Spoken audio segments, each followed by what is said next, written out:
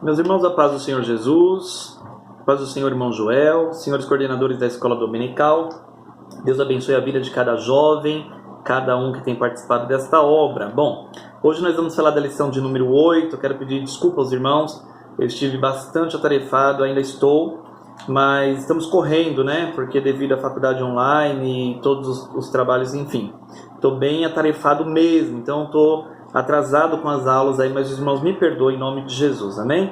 Hoje nós vamos falar da lição de número 8, as causas da desunião devem ser eliminadas, amém? Texto áureo diz assim: ó quão bom e quão suave é que os irmãos vivam em união.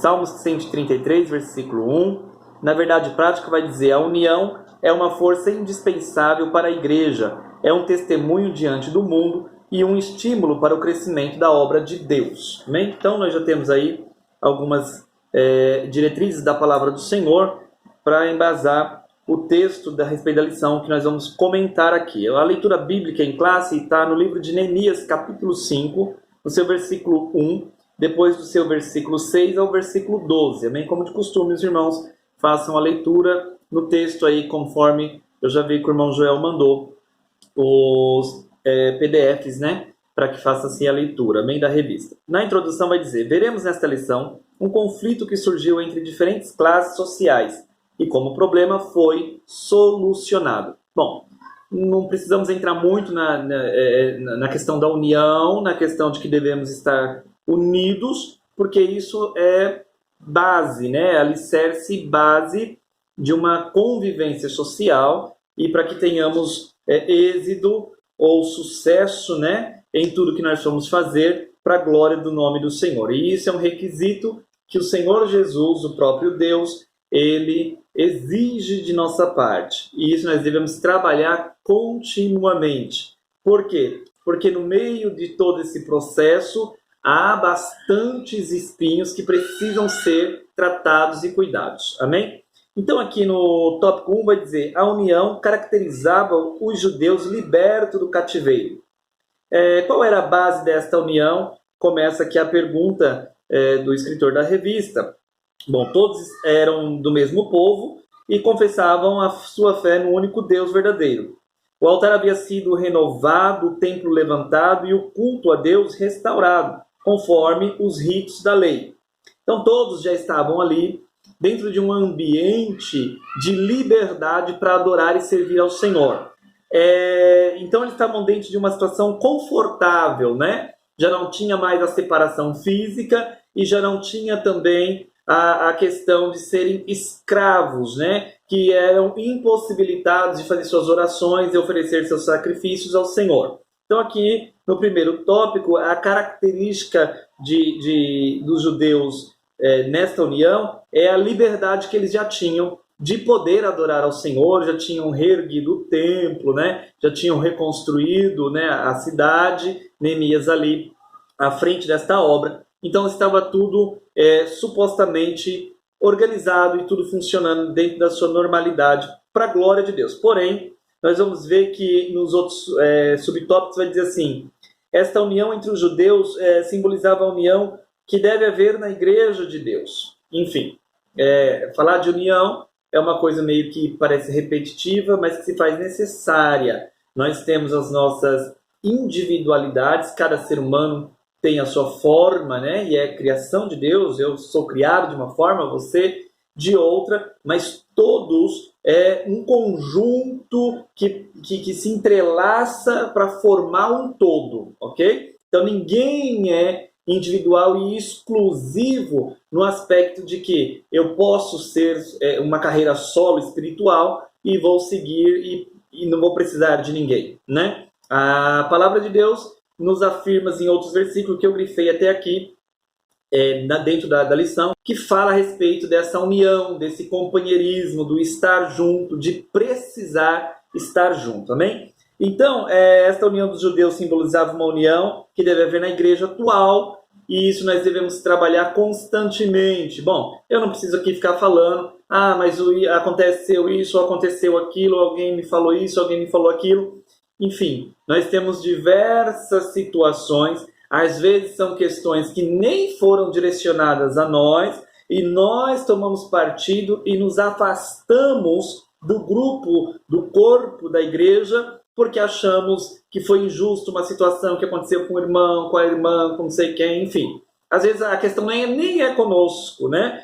Mas aí, Fábio, se não é conosco, eu não devo ter uma opinião? Pode até ter, mas a opinião do crente nessas questões é: devemos orar para que Deus restabeleça tudo e traga a sua normalidade. Amém? Não sentar na cadeira de juiz e falar o fulano está certo ou o fulano está errado. Porque todos nós temos nossas falhas e nós devemos trabalhar o pedido de perdão, a comunhão, a reconciliação, para que todos estejam unidos, porque unidos venceremos todas as batalhas. Amém? Então, ainda no subtópico 2, vai dizer assim, tem letra A, né, e A, B e C e D. Então, aqui na letra A, eu grifei que o escritor ele fala aqui: que riqueza, então, é chegar à igreja e encontrar um ambiente fraternal e a união que predomina entre os irmãos. Por que eu grifei isso aqui? Porque antes a revista vai dizer das pessoas que não têm a sua família cristã, ou que de repente a sua família é cristã, mas que lá no seu trabalho sofre perseguição por ele ou por ela ser cristã, é humilhado, é criticado, é zombado, né? Assim, muitas pessoas passam por isso, né? E não reagem, porque isso é uma ordem de Deus, né? Que devemos ficar e aguardar somente a resposta do céu. Então o escritor vai falar assim que essa união da igreja no dia atual e para sempre assim deve ser, é que quando uma pessoa que passa por essas dificuldades fora, seja na sua casa, na escola, no trabalho, enfim, em qualquer outra parte do seu convívio social, mas que quando ela chega na igreja, ela sinta esse amor, essa fraternidade, essa comunhão entre os irmãos. E aí fica uma pergunta para nós, para mim, para você aí: como é que você tem se portado como um irmão em Cristo? Nós temos nos importado com essas pessoas, nós temos amado nossos irmãos. Irmãos, veja bem, às vezes fala assim: ah não, o amor não se demonstra em palavras. Não, eu acredito que sim, nós temos que demonstrar isso em atitudes, em gestos. Às vezes um simples abraço, claro, não vamos falar isso agora, de repente você vai até falar: mas nós estamos na pandemia, né? Ok, legal, mas não vamos ficar nisso para sempre. Mas tem pessoas que é sempre, é a vida inteira assim.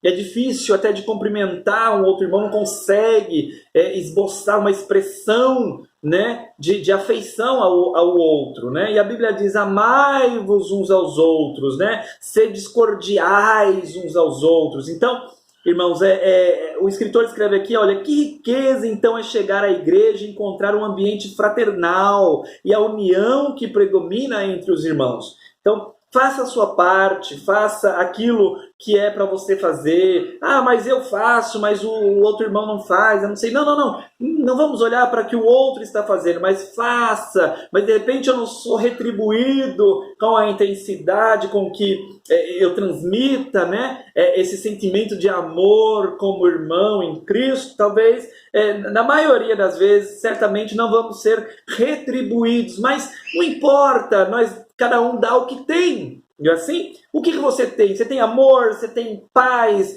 você tem o Espírito Santo, então você vai transmitir isso. Mas o outro irmão talvez não está muito bem, não está no mesmo nível espiritual. Mas com esse tratar, com essa convivência, ele ou ela também chegará a um nível de espiritualidade e de fraternidade, vai conseguir entender que somos um só corpo e que devemos ser amorosos um com o outro, cordiais, né? Prestativos, devemos estar ligados, sim, nos preocupando como que está o irmão, como é que você está hoje, como é que você passou a sua semana, não é assim? Talvez não dá tempo de conversarmos na igreja, nem é para ficarmos conversando na igreja, principalmente no momento de culto, né? Mas no momento paralelo, nos encontramos na rua, no transporte, enfim, em algum outro lugar, ou de repente uma mensagem você pode mandar e ser essa união que essa pessoa está precisando, essa palavra de conforto. Que Deus nos ajude, nos aperfeiçoe para que sejamos melhores para a glória do nome do Senhor. Bom, na letra B, eu agrifei aqui, existem cargas que cada um tem que levar sozinho. Gálatas capítulo 6, verso 5 vai ilustrar isso. Mas existem também cargas em que podemos ajudar uns aos outros. Olha que interessante isso. Porque é aquilo que eu estava falando, às vezes nós falamos assim, eu não posso, não vou me envolver nisso, é a prova do irmão, né? E quando for esse caso específico, que o irmão tem que tratar isso sozinho, carregar e batalhar sozinho para vencer isso, o próprio Espírito Santo que habita em mim, habita em você, vai nos direcionar para que nós não venhamos pegar aquilo, como posso dizer, como prova pessoal. Mas em outros casos, e na grande maioria das vezes, irmãos, nós podemos sim ajudar nossos irmãos. Nós podemos sim ajudar, seja na oração, numa palavra proferida, positiva, né, de incentivo, de ânimo, né, de autoridade até espiritual, para quebrar com os aguilhões do inferno as correntes que tem aprisionado talvez alguém que talvez está próximo de você, mora até na sua casa, é seu familiar, seu pai, sua mãe, seu filho, sua filha, né? Seu irmão, alguém muito próximo, mas nós às vezes queremos nos inibir, eu não tenho nada a ver com isso, não vou entrar nessa questão. Não, ei jovem, ei irmão, Deus nos deu autoridade, sejamos um canal de bênção na mão do Senhor. Olhe para o seu irmão ao lado, preste atenção nele, nela, veja, talvez a expressão já fala muito, talvez você não pode entrar com tudo de cabeça e tomar frente da situação, mas você pode orar e falar, Senhor, me dê estratégia para que eu ajude ao meu irmão, à minha irmã, e o Senhor vai dar, né? Assim estava acontecendo aqui. Neemias lidera um povo, junta um povo, mas teve conflito. Ainda assim teve conflito, mas eles trabalharam esse conflito para que o nome do Senhor fosse glorificado. Bom, na letra C, eu grifei aqui, uma ovelha sozinha é facilmente arrebatada, mas quando está com o rebanho é protegida. Pois bem, estamos vivendo os dias de quarentena, de centena, não é mais nem quarentena, né? Já virou cinquentena, enfim, já viramos, né? Sei lá quantos dias, enfim. E não vem ao caso, devemos obedecer às autoridades da terra. Mas essa questão aí fez com que algumas pessoas que já não gostam muito, né, de estar junto, de ajudar, talvez, se afastassem mais. E o Senhor não quer isso. Essa lição aqui eu estava lendo e o Senhor quer de mim, está requerendo de mim, de você, um posicionamento como uma ponte, né? E ser ponte não é fácil, suportar o peso para que alguém passe para o outro lado. Então, essa questão de uma ovelha andar sozinha, e tem gente que se acha autossuficiente, cuidado com isso. Se você acha que você tem força para vencer tudo sozinho, é muito perigoso, porque nós não conseguimos sozinho. Para isso o Senhor deixou uma igreja, um coletivo, para estar ajudando um ao outro. E o escritor diz, uma ovelha sozinha é facilmente arrebatada, irmãos. Isso é muito fato de realidade, né? Porque você pode observar que quando algumas pessoas passam por situações, olha, nós vemos alguém contando, fui assaltado, eu estava sozinho pela rua. Geralmente quando estamos em meio de multidão, inibe mais o inimigo de atuar, né? O homem que vem com pensamentos destrutivos, de fazer maldade, ele pensa mais, porque há uma multidão, e essa multidão, no âmbito espiritual e físico, nós como igreja, pessoas que aceitamos a Jesus, estar envolvido com os irmãos, com a igreja, participando, estarmos ali um ao outro ajudando. Então, ele diz assim, mas quando está com o rebanho, é protegido.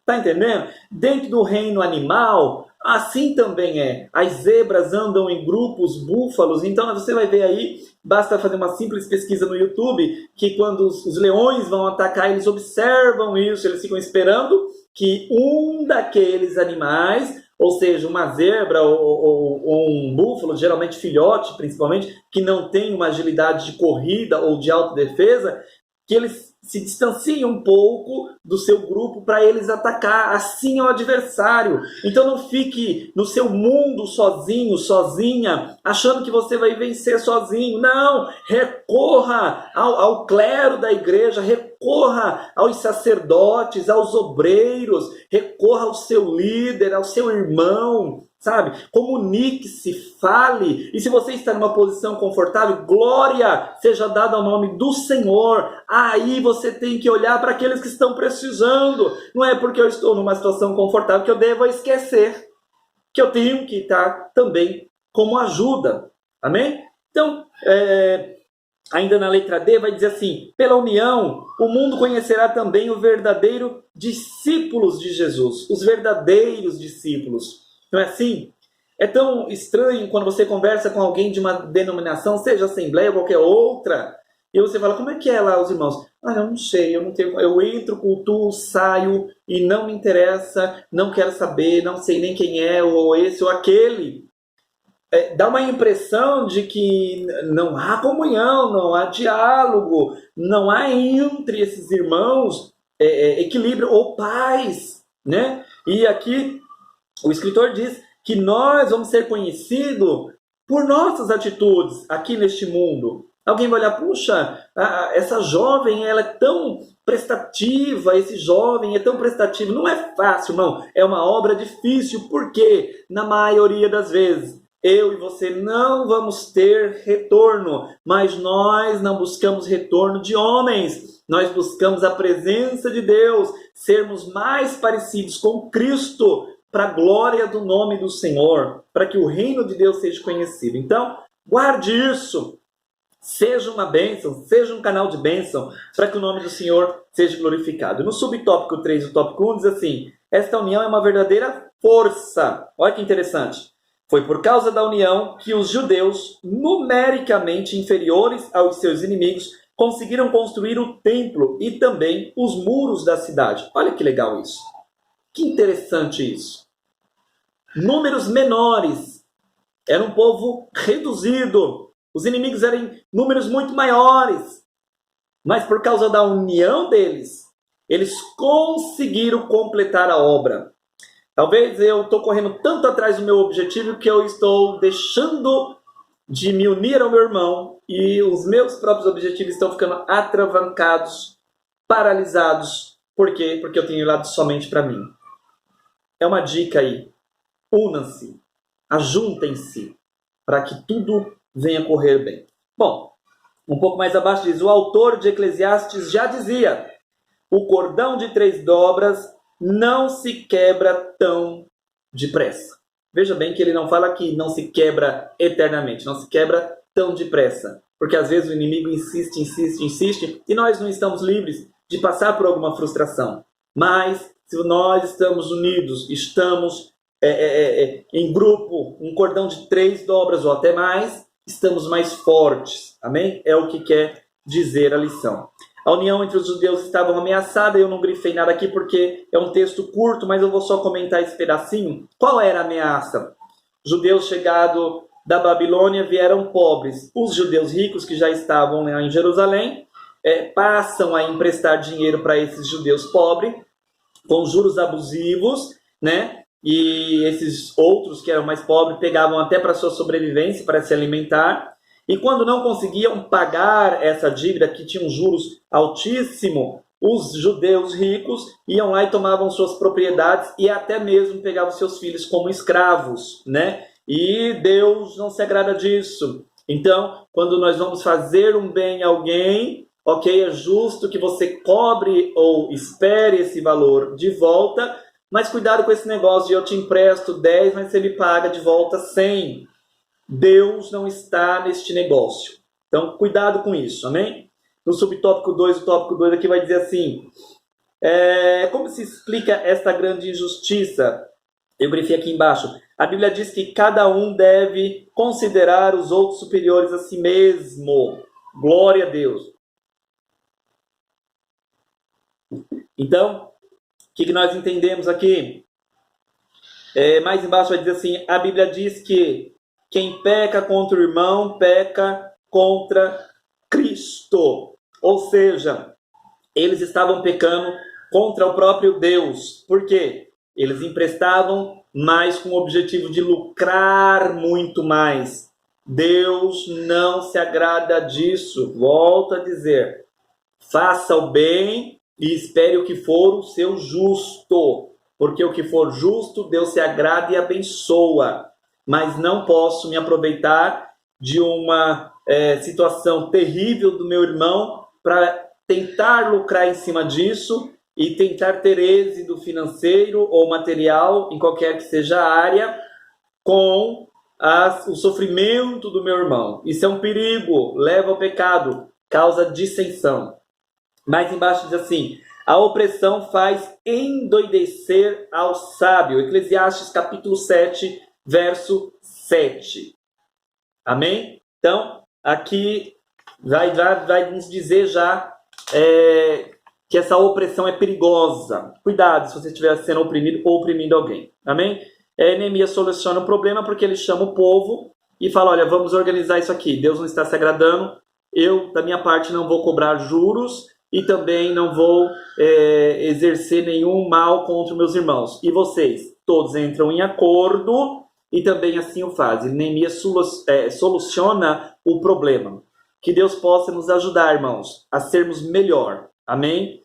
Seja melhor, seja unido. Fale com seu irmão. Ajude quando você puder ajudar. Se não puder materialmente, em oração é fundamental que um esteja orando pelo outro, principalmente nós na juventude. Amém? O quarto aqui vai dizer, a paz voltou a reinar entre os judeus. Então nós vamos ver que surgindo um problema entre os irmãos, deve logo ser tratado com muita diligência.